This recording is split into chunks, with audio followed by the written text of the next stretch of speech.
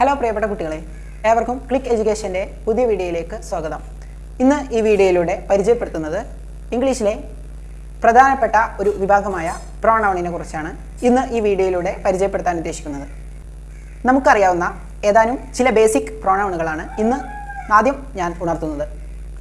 He, she, it, they, we, that തുടങ്ങിയ ചുരുങ്ങിയ ചില പ്രോനൗണുകൾ മാത്രമാണ് നമുക്കറിയാവുന്നത്. എന്നാൽ ഇത് എങ്ങനെ ഉപയോഗിക്കുന്നു എന്നുള്ളത് എല്ലാവർക്കും അറിയില്ല താനും.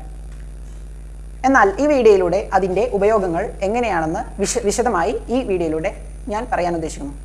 നമ്മൾ ഒരു കഥ പറയുകയോ തുടങ്ങുകയോ ചെയ്യുമ്പോൾ ആദ്യം ഒരു വ്യക്തിയെക്കുറിച്ച് തുടങ്ങുമ്പോൾ അവൻ്റെ പേരോ അവൻ്റെയോ അവളുടെയോ പേര് ഉദ്ദേശിച്ച് പറയുന്നു, അല്ലെങ്കിൽ ഒരു വസ്തുവിൻ്റെയോ പേര് നാം തുടങ്ങി പറയുന്നു.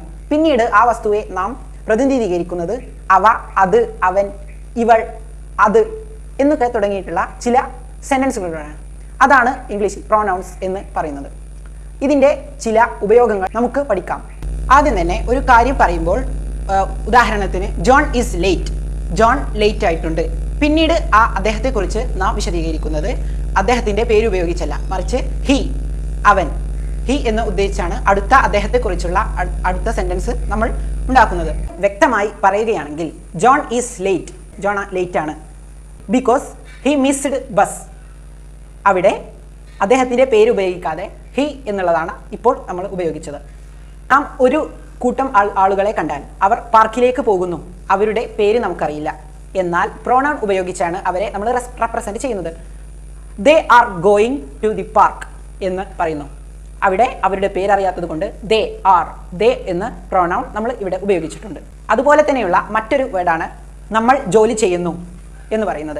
അവിടെ നമ്മൾ എന്ന് ഒരു വ്യക്തിയുടെ, അതായത് പേരല്ല, മറിച്ച് നമ്മൾ, അതിനെ വി എന്ന പ്രോനൗൺ കൊണ്ട് നമ്മൾ റെപ്രസെൻറ്റ് ചെയ്യുന്നു. അതുപോലത്തെ ഒന്നാണ് എന്താണ് നീ ചെയ്യുന്നത്, അവൻ്റെ പേരുദ്ദേശിക്കാതെ നീ എന്താണ് ചെയ്യുന്നത്. What are you doing, what are you doing, അവിടെ പ്രോനൗൺ ആയിട്ടുള്ള യു ആണ് ഉപയോഗിച്ചിട്ടുള്ളത്. ഇതിൽ ഉൾപ്പെടുന്നതാണ് പേഴ്സണൽ പ്രോനൗൺ എന്ന് പറയുന്നത്. ഞാൻ മാർക്കറ്റിൽ പോകുന്നു, I am going to the market. I ആണ് ഇവിടെ പ്രോനൗൺ ആയിട്ട് നാം ഉപയോഗിച്ചിട്ടുള്ളത്. ഇതിൽ ഉൾപ്പെടുന്ന മറ്റൊന്നാണ് you. Can you help me, നിനക്ക് എന്നെ സഹായിക്കാമോ. അവിടെ യു എന്ന പ്രോനൗൺ നമ്മൾ ഇതിൽ ഉപയോഗിച്ചു.